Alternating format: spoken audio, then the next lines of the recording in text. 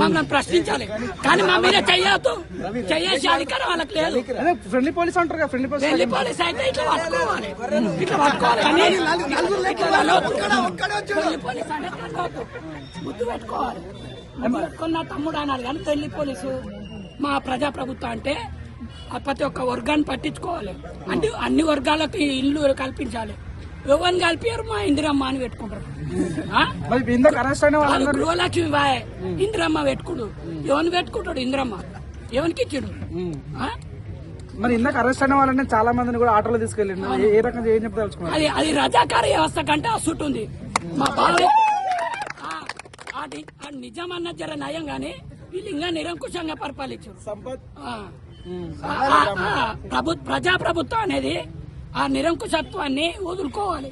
వదులుకోకపోతే next వచ్చే ప్రభుత్వంలో కాంగ్రెస్ అనే పదే ఉండదు. మీరే వద్దంటే ఉద్యోగాలు చాలా బాబు అని మీరే అంటారు. మాకెందుకు అంటానా? మాకు గడ్డమై పిల్లలు లేరు, జాబు లేక వాడిస్తలేడు. మేమెందుకు అంటాం? వాళ్ళు తప్పించుకోనికే, కాలం గడపనికే అట్లా ప్రకటిస్తున్నారు. అది మానుకోవాలి. వాళ్ళకి జాబ్ లేసి పైసలు ఇచ్చి నడపాలనే లేదు వాళ్ళకి. అది ఉంటే ఇట్లా చెప్పారు.